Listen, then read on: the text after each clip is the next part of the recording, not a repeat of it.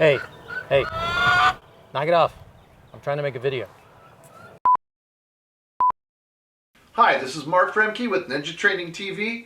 If you liked this video, it's part of our new blog series at pathwaysdojo.com.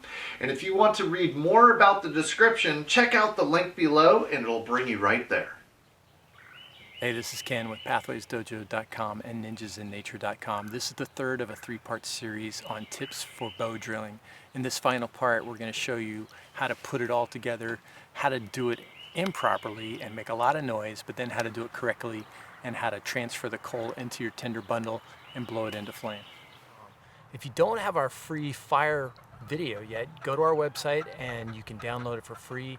In it, we teach you how to make a bow drill kit, how to do tinder bundles, feather sticks, a lot of the basics. This is the follow-up to the bow drill kit, where I'm going to teach you some of the tips and techniques that'll help you get a fire successfully. Okay, I'm going to do it this time, and I'm going to intentionally not press down hard enough and hopefully get a whole bunch of squeak. So you can hear the squeaky polishing sound and we can see what it looks like on the fireboard and the spindle.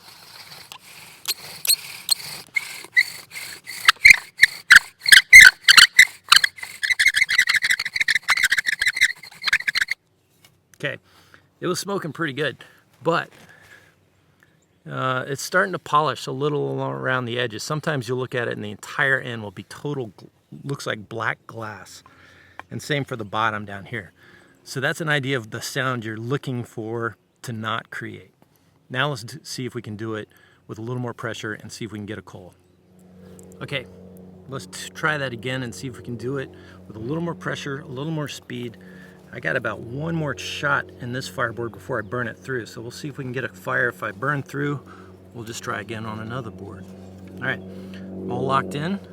I'm gonna just practice going full length, end to end. And I hear that squeak, so I'm just gonna speed up a little bit to try to burn through it, and it should stop. There it goes. Now that's the sound you want right there. That.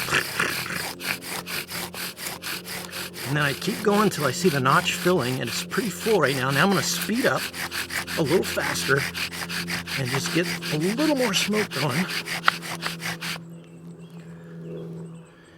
And then I'm gonna stop. And if it keeps smoking, then that means I got a coal. And if it doesn't keep smoking, I didn't get it hot enough.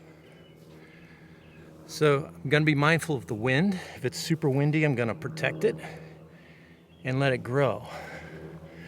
When I first started doing this, I was living in Hawaii and I was in a rush. As soon as I get a coal, I'm like, oh my gosh, I gotta get this going quick.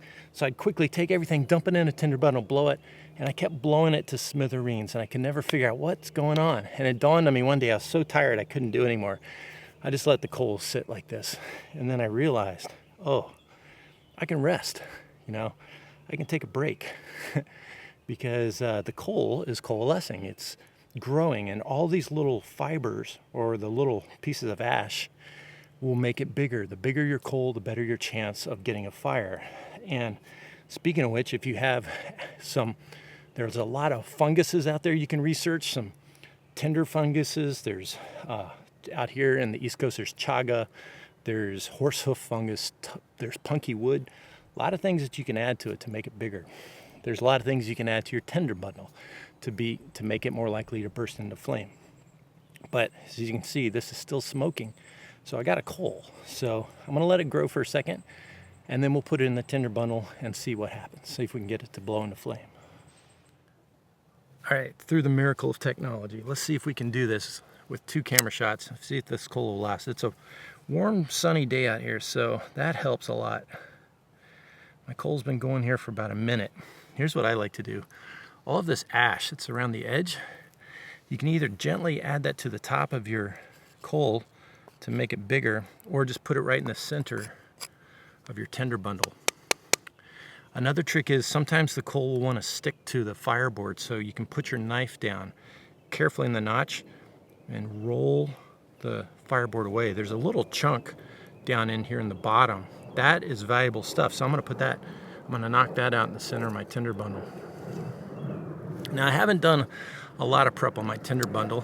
It's basically some dried grasses from my yard and a few leaves So I didn't do a lot of prep on this, so I'm curious to see how well it's gonna go.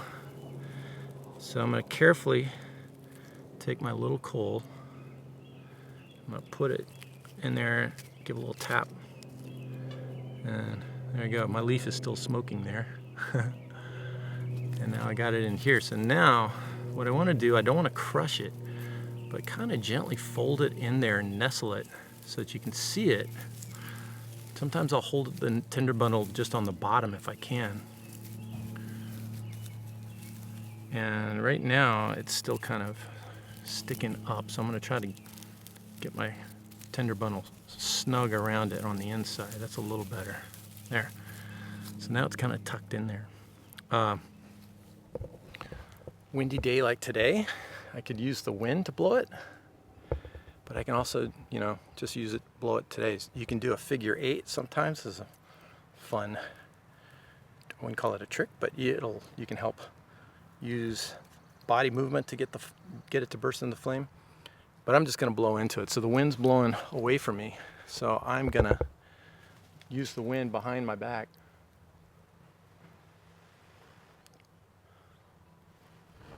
And there we go, got a fire. All right, ninjas, there's some tips. Hopefully that helps you be successful with your tender bundle. And there's many ways to do it, many techniques. This is just one of them, just remember. So seek out other techniques, explore the landscape around you, find different materials that work for you, and try it in rainy conditions, dry conditions, daytime, nighttime, blindfolded. It's up to you. All right, good luck.